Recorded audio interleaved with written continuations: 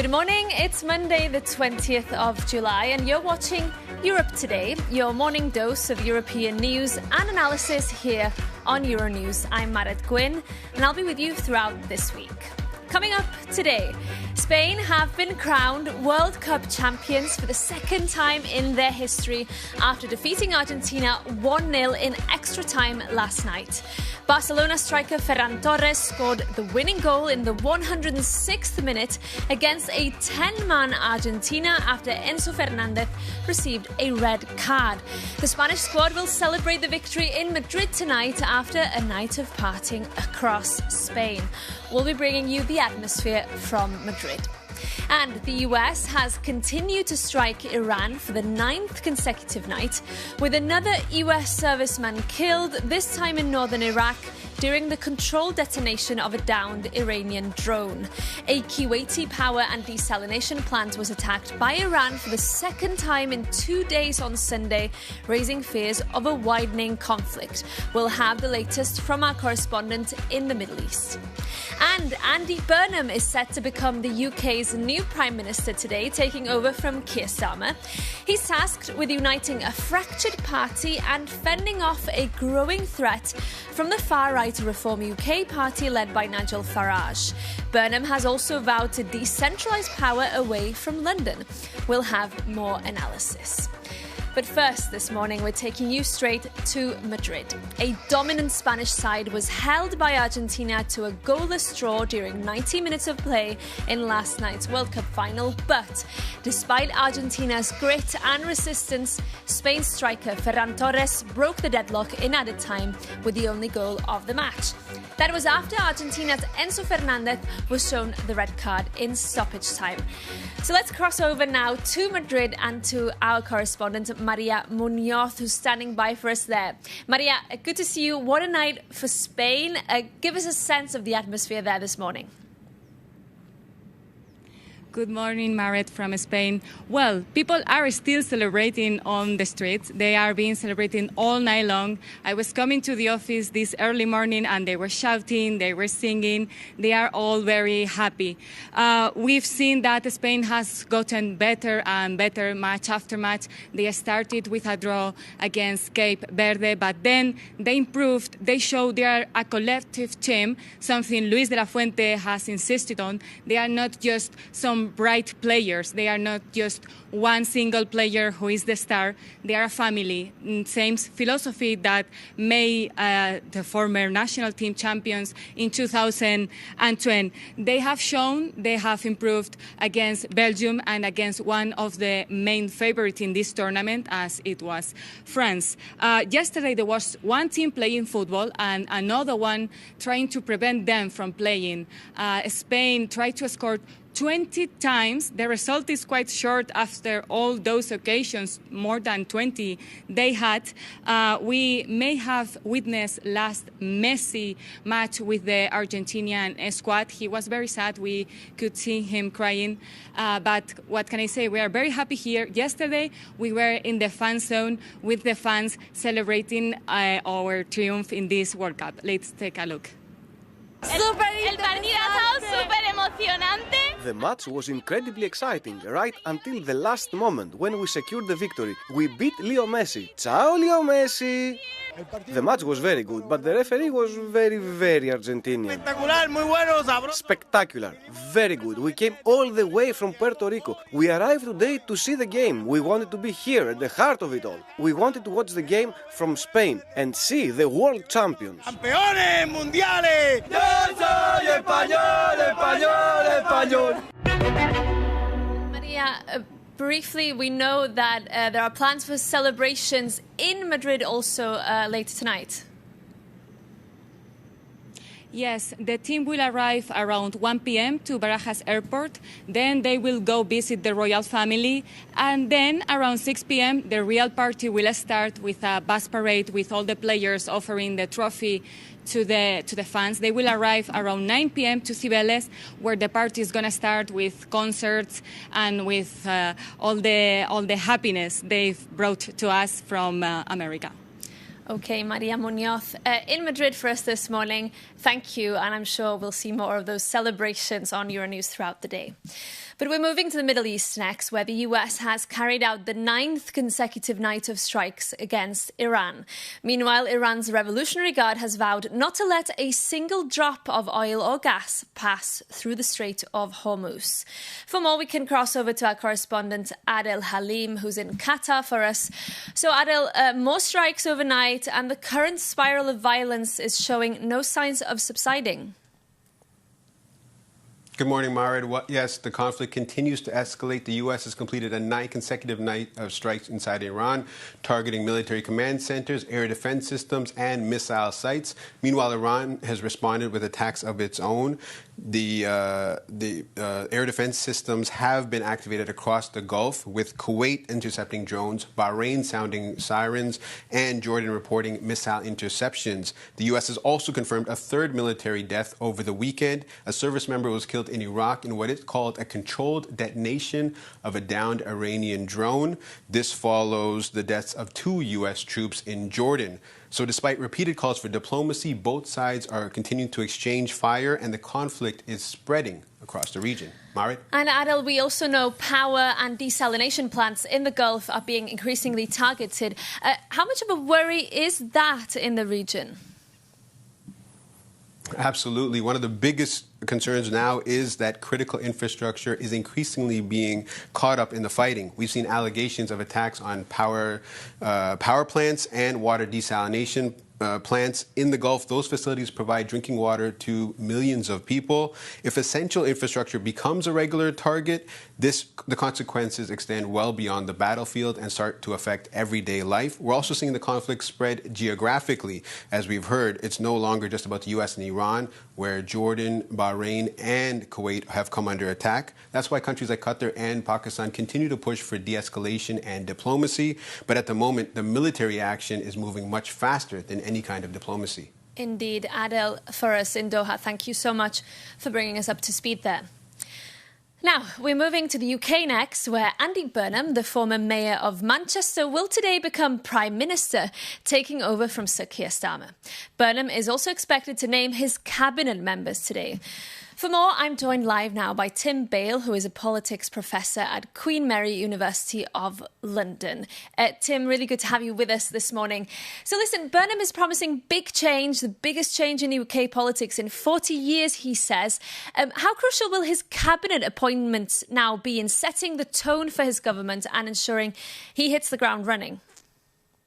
Well, I think you're right to say they will set the tone. There's been quite a lot of speculation over the weekend and indeed the last week, particularly about the position of Chancellor of the Exchequer, the key finance ministerial position.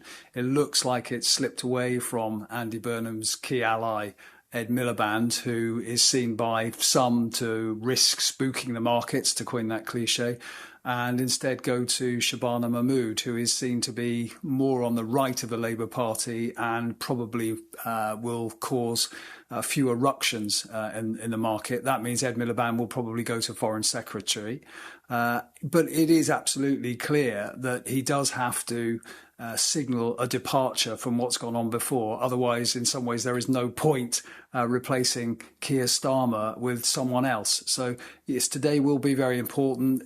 You don't get a second chance to create a first impression. So everything about today, the choreography, and indeed the choreography for the next week, I think, will be absolutely crucial. You mentioned the importance of the Chancellor and this resetting what many would call a broken economy, but he's also prioritising this push for more devolution, or the idea of delegating power to the regions, even creating a number 10 North, he says. How much of a shift in thinking is this for a UK Prime Minister? I'm not sure it's as big a shift as people think, actually. Prime Ministers for a long time, whether they be Conservative or Labour, have been talking about the over-centralisation of the UK and particularly the over-centralisation of the UK economy. Even under the Conservatives, you saw an outpost of the Treasury being created in Darlington in the northeast of the country. So in some ways, I think this is more about mood music than it is necessarily about substance. That said, obviously, given that some of our more peripheral regions feel that they've been left out from whatever growth there has been in the British economy, it is important that we spread the wealth out from the southeast and London, where it is at the moment concentrated. And that obviously has a particular knock-on effect for the kind of jobs that are available in those areas. So I think devolution is important, but I don't think it is the magic bullet that some, and indeed possibly Andy Burnham, suggest it is. Very, very briefly, Tim, if I may, just to close, we're watching intently here from Brussels, of course. Do you expect a big shift in Burnham's EU and foreign policy compared to the Starmer government? Very briefly, no. Strong support for Ukraine, trying to handle an erratic US president and trying to move towards closer relationships with the EU, but in some ways, unfortunately, not really making a big move on the single market or the customs union. There'll just be incremental moves until possibly the next parliament if Burnham gets re-elected.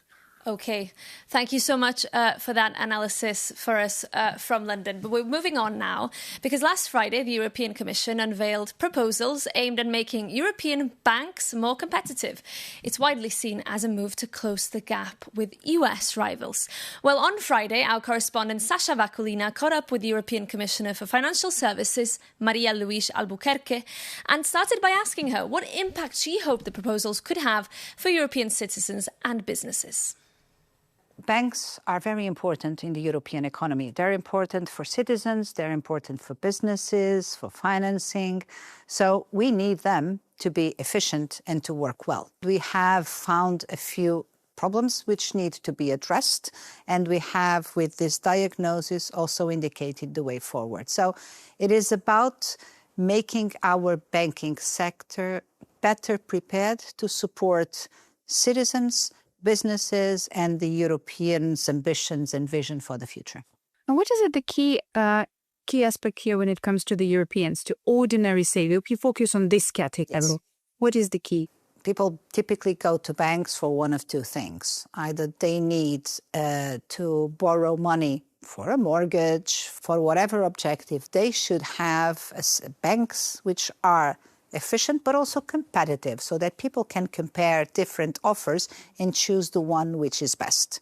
But also people save money and put money aside for a rainy day, for a pension, for whatever reason. And banks are often the agents, the intermediaries that people go to. So the more efficient the banks are, the more competitive the system is, the better will be the offer of such opportunities for our households wanting to save and invest their money. When we look at the world of big powers, does Europe need more cross-border mergers, meaning probably fewer but bigger European banks and therefore more consolidation? Yes, we need a few big banks. But if we compare the average size of even the bigger European banks and our competitors, who also operate in Europe, by the way, namely American banks, the size is completely different. And for some areas of business, that scale really matters. We have identified the fragmentation of the banking sector, or the incompleteness of the single market in banking, as the main problem holding us back in terms of competitiveness. That is actually the bigger problem we have discovered. This makes it very inefficient. This perspective of looking at member states in isolation is actually very costly to the European economy. I think that member states, they come from the past where we looked at this from a national perspective, but I think we have all realized that our true competitors are other blocs. So it's Europe together with our other competitors. And that requires that change in mindset. Of course, it's difficult. It's a significant change, and there is a normal resistance to change. But I think the fact that there is awareness and the conscience that the costs of not moving are increasing, I think we have now better conditions to deliver on those objectives. The report argues that Europe's banks need to take more risk if they are to finance growth and compete globally. Where do you draw the line between encouraging certain risk-taking and avoiding the mistakes that led to previous financial crisis. It's not banks that need to take more risk. It's the whole Europe that needs to have a different approach to risk. So because of how we are, also because of cultural elements, but because of some inefficiencies in our system and still the legacy of the previous crisis, we focused a lot on reducing and trying to eliminate risk. But if you eliminate risk, you eliminate opportunities. We know that risk-taking is indispensable for innovation, for economic growth. So what we are talking about here is a recalibration. Now, we need to adjust the parameters of the framework to say that some more risk-taking should be considered in the system as a whole when it comes to financing certain activities. But this is the political discussion. How much risk are we comfortable to allow into the system, preserving financial stability? Because financial stability is a precondition. Without financial stability, nothing else works. So we need to find the right balance. What we are talking about here is rebalancing, allowing some more risk while preserving financial stability. It's a recalibration. It's not going back to the past, because we have learned the lessons and we are much better prepared to manage risk in a sound and prudent manner now. Now, Europol, the EU's law enforcement agency, has said that online ecosystems are reshaping terrorist threats. In a report released last week, the agency also said that violence has become a means of gaining identity and belonging for a number of perpetrators, and that this creates a more complex threat across Europe. To discuss those findings in more detail, I'm joined now by Anna Siobry, head of the European Counter-Terrorism Centre at Europol. Good morning, Anna. Great to have you with us. So your report states that the lines between established terrorist ideologies and other forms of violent extremism are being blurred. Why is that a reason to be worried? Yeah, we need to follow the development, and this is also what we have been describing since, if we go back the 10 years since Europe experienced the wave of mass casualties and major attacks, and also when European Counter-Terrorism Centre was created. And since that, we have done these trend and situation reports to describe the development of the threat. And this year, we actually describe that the threat is persistent. It still exists, and it's a major threat against the European security. And the development, as you say, the blurred lines, it's because we are seeing an increasing number of different ideologies that are diversified ideologies, also not only the traditional ones. So you mentioned diversifying ideologies, but what would you say, based on your analysis, is the biggest threat that Europeans should be concerned about right now? We need to understand that the threat is persistent. If you go back to 2025 and look at the numbers of arrests, you have almost 500 arrests, terrorist-related arrests in the European Union. This shows that the threat is persistent. We also see that the major threat comes from jihadism, and that's also the most lethal threat. But we also need to understand the development of these new ideological platforms that are also popping up. Finally, I want to ask you, because the report also points to more lone actor attacks. Doesn't that make preventing or addressing the threat almost impossible for law enforcement?